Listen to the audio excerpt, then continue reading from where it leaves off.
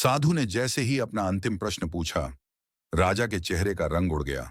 दरबार की सांसें थम गईं। हर कोई अधर में लटक गया। आखिर वो कैसा सवाल था जिसने राजा को हिलाकर रख दिया? जानने के लिए देखें।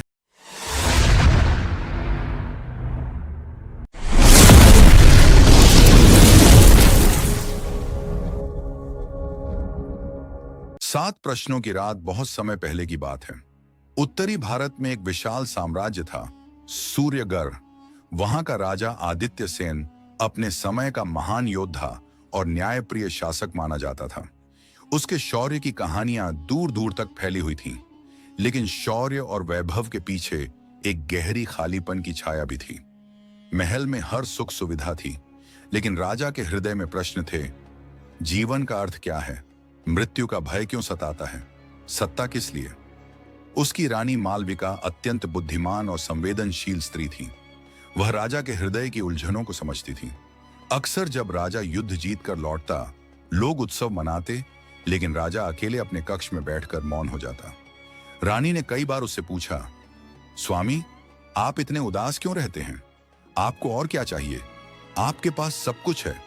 राजा सिर्फ इतना कहता, मालविका, मेरे पास सब कुछ है, लेकिन लगता है मैंने खुद को कभी नहीं पाया।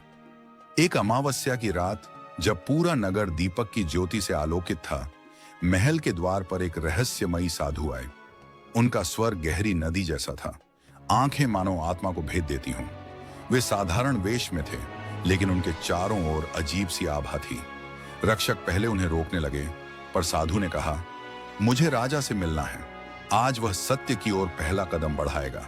जब राजा आदित्य सेन से उनकी भेंट हुई, साधु ने सीधे कहा, राजन, तुम्हारे हृदय में शून्यता है। तुम सत्ता, यश और धन से घिरे हो, फिर भी भीतर खालीपन महसूस करते हो।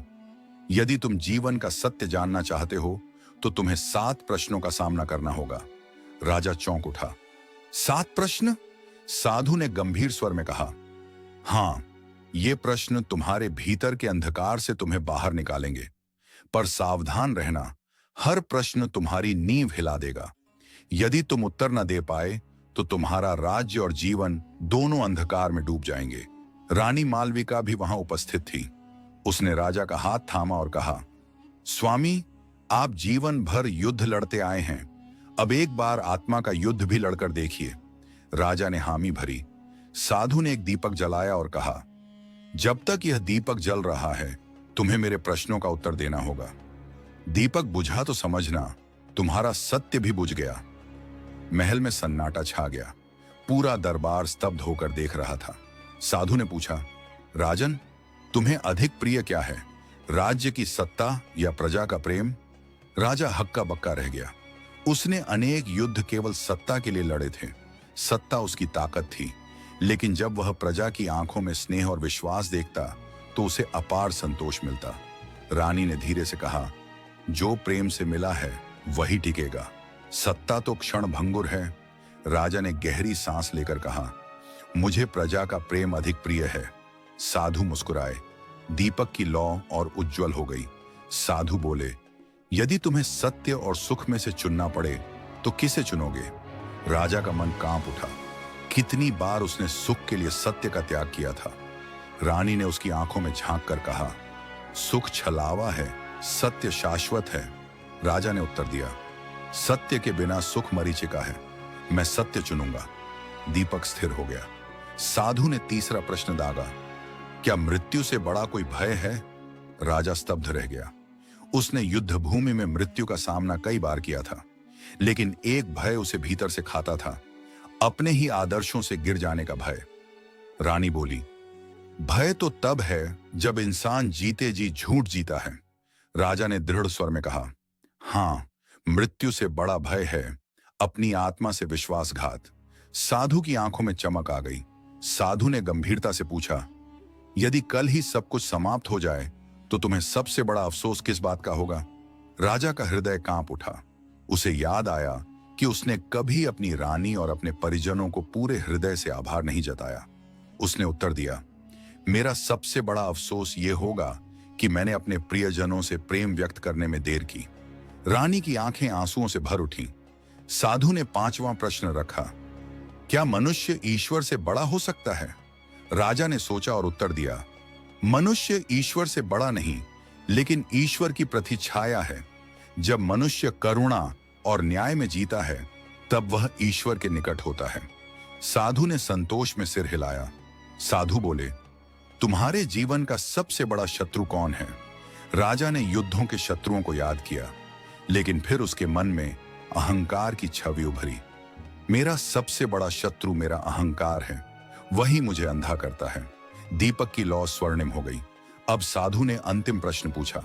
उसकी आवाज गूंज उठी, राजन, यदि एक दिन तुम्हारा सब कुछ छिन जाए, राज्य, धन, यश, परिवार, तो तुम्हारे पास क्या शेष रहेगा? राजा का शरीर कांप उठा। महल की दीवारें जैसे हिलने लगी। रानी ने उसका हाथ थामा और कहा, जब सब मिट जाता है, तब केवल आत्मा का प्रकाश बचता है। राजा ने आंसू भरी आंखों से उत्तर दिया, मेरे पास केवल मेरा सत्य, मेरा प्रेम और मेरी आत्मा का प्रकाश रहेगा। जैसे ही उसने यह उत्तर दिया, दीपक की लौ आकाश तक उठी और फिर धीरे धीरे शांत हो गई।